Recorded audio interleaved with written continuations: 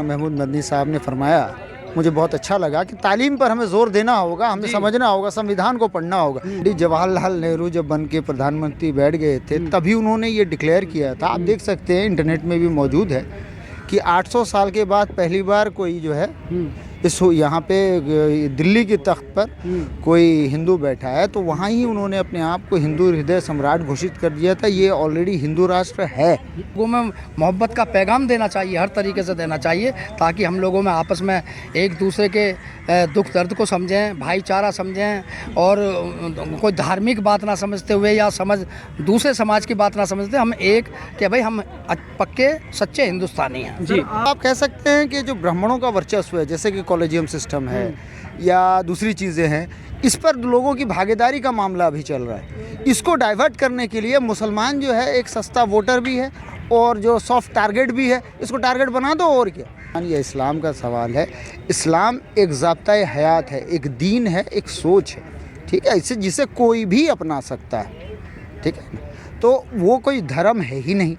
इस्लाम जो है कोई धर्म नहीं है। धर्म जो होता है धंधा होता है, इस्लाम धंधा नहीं है। ज्योतिबा फूले ने अपनी किताब गुलामगिरी में साफ लिखा है, धर्म धंधा है। धर्म जो है धंधा है। इस्लाम धर्म है ही नहीं, ईसाइयत धर्म है ही नहीं, बुद्धिज़्म धर्म है ही नहीं। ईमान का वोट किधर भी जाए वो जो है मोदी जी को रोक नहीं पाएगा। वजह ये है कि मोदी जी ईवीएम के ज़रिए से जीत रहे हैं। दुनिया में 123 देश हैं जहां पे गणतांत्रिक तरीके से चुनाव होते हैं, जिसमें से 122 देशों में बैलेट पेपर से होता है। भारत इकलौता है जिसमें ईवीएम से हो रहा है। हमारे तुम्हारे बिगाड़ने में, हमें तुम्हें बांटने में, अपनी बात चमकाने में, मुझे तो ऐसा लगे ऊपर वाला आपकी बार ऐसा फैसला करेगा, ऐसा फैसला करेगा, आप सब चौंक जाएंगे।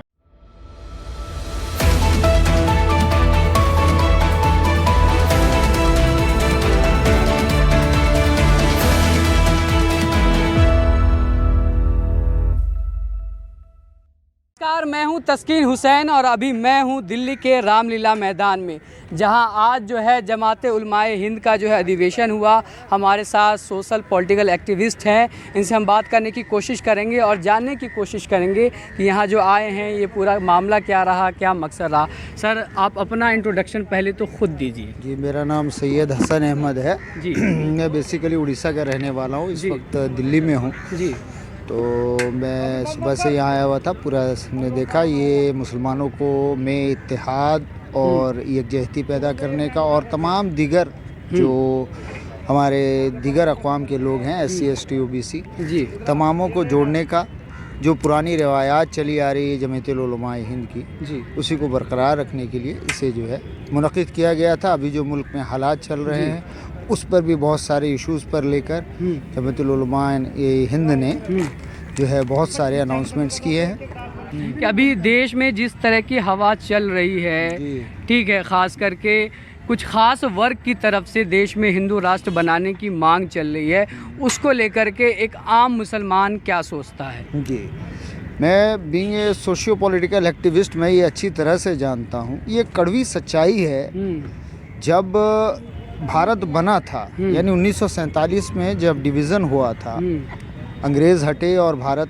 के इस पर जब पंडित जवाहरलाल नेहरू जब बन के प्रधानमंत्री बैठ गए थे तभी उन्होंने ये डिक्लेयर किया था। आप देख सकते हैं, इंटरनेट में भी मौजूद है कि 800 साल के बाद पहली बार कोई जो है इस यहाँ पे दिल्ली की तख्त पर कोई हिंदू बैठा है, तो वहाँ ही उन्होंने अपने आप को हिंदू हृदय सम्राट घोषित कर दिया था। ये ऑलरेडी हिंदू राष्ट्र है। ठीक है सर, आप क्या कहना चाहेंगे? मैं तो बहुत इसमें मैं आप लोगों को या जो ऐसी सोच रखते हैं उनको दाद देता हूँ कि वो अच्छी सोच रखते हैं और उनको अच्छी सोच अपने होने के नाते उन्हें बांटनी चाहिए, लोगों में मोहब्बत का पैगाम देना चाहिए, हर तरीके से देना चाहिए, ताकि हम लोगों में आपस में एक दूसरे के दुख दर्द को समझें, भाईचारा समझें, और कोई धार्मिक बात ना समझते हुए या दूसरे समाज की बात ना समझते, हम एक कि भाई हम पक्के सच्चे हिंदुस्तानी हैं। जी, आप कहते हैं कि हमें एकता चाहिए और प्यार मोहब्बत चाहिए, लेकिन जंतर मंतर पे अभी कुछ दिन पहले, चंद दिनों पहले बोला गया कि मुसलमानों को काटने के लिए तमाम तरह का उनका हमें चौरासी मतलब इनके सवाल को मैं साफ देखो कर जी, देता ऐसा हूँ है, कि ये तो कुछ- कहते रहेंगे। हाँ, अच्छा। अब जब उस कहने का कोई इलाज ही नहीं तो फिर कहने से क्या फायदा। ठीक ये है। तो सरकार को चाहिए, ये सारी बातें ये तो मैं सरकार को कहना चाहिए चाहूँगा कि जिसका ये भाई- सारी बातें, ये जो भाई ने अभी सवाल उठाया, ये सारी बातें सरकार के निर्देश पर, सरकार की शय पर हो रही है।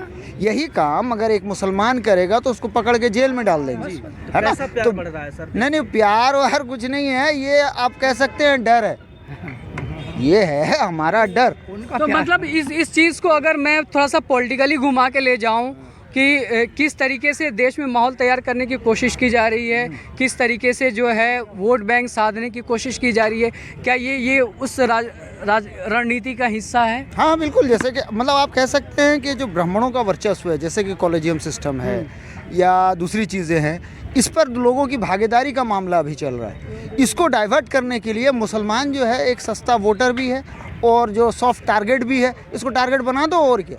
जबकि वो अच्छी तरह तारीख़ ये जानती है कि अगर भारत को आज़ादी मिली है तो मुसलमानों की कुर्बानियों की वजह से मिली है, अदरवाइज ये देश जो है, इसको तो कोई इनकार कर ही नहीं सकता कि इस देश में जितनी कुर्बानियां मुसलमानों ने दी है, ठीक है। आप इंडिया गेट जानते हैं, इंडिया गेट भारत की एक पहचान है। दिल्ली का मतलब इंडिया गेट, और इंडिया गेट पे जो है लगभग जो है आई थिंक 9,000 समथिंग 9,030, अगर मैं पूरे आंकड़े पे नहीं जा रहा हूँ, उसमें शहीदों के नाम है, उसमें से 6,000 जो है मुसलमानों के नाम है।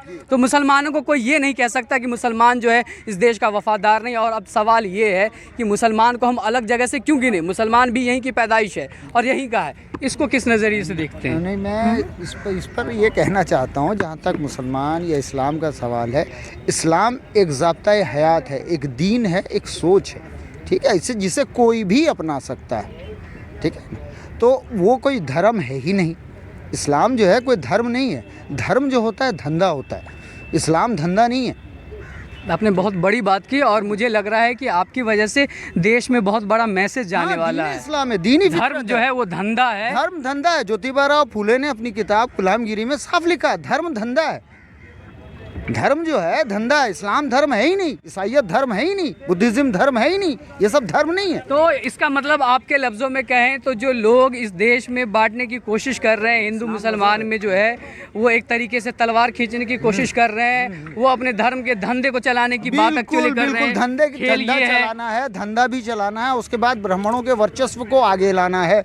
मुसलमानों का कोई जज नहीं, मुसलमानों के पास कुछ भी नहीं है। मुसलमान सिर्फ एक सस्ता वोटर बना हुआ है भारत में, और हम बने हुए हैं। सर जैसे कि जब तक 2024 का जो चुनाव है, मुसलमानों का वोट किधर जाने वाला है? मुसलमानों का वोट किधर भी जाए, वो जो है मोदी जी को रोक नहीं पाएगा। वजह ये है कि मोदी जी ईवीएम के ज़रिए से जीत रहे हैं। हाँ। ईवीएम, जी हाँ, लेकिन वो मशीन है। हम विरोध करने से क्या फ़र्क पड़ जाएगा? 142 पिटीशन सुप्रीम कोर्ट में बैठा हुआ है, सारे के सारे ब्राह्मण इसके हिसाब से तो जिंदगी भर जो है मोदी जी सत्ता में रहेंगे। ही। जब तक ईवीएम नहीं हटेगा तब तक गुलामी सबकी रहेगी, SC ST OBC माइनॉरिटी में मुसलमानों की। हाँ। दुनिया में 123 देश हैं जहां पे गणतांत्रिक तरीके से चुनाव होते हैं, जिसमें से 122 देशों में बैलेट पेपर से होता है। भारत इकलौता है जिसमें ईवीएम से हो रहा है। मशीन से आप कोई लीडर नहीं चुन सकते। ये सवाल तो इनका बहुत लाजमी है कि जिस देश ने ईवीएम की इजाद की, जिस देश से ईवीएम बन के आता है, उस देश ने ही अपने चुनावी प्रक्रिया में इसको सिरे से नकार दिया। हिंदुस्तान में काफ़ी लंबे समय से इसकी मांग चल रही है। लोगों को यकीन नहीं होता कि ईवीएम से जो वोट होते हैं वो पूरी तरीके से सही होते हैं। सर इसका फिर रास्ता क्या बचेगा हमारे रास्ता पास? बस यही है, जिस तरह किसान रोड पे आए थे वैसे ही सबको आना पड़ेगा, खुसूसन में मुसलमानों को।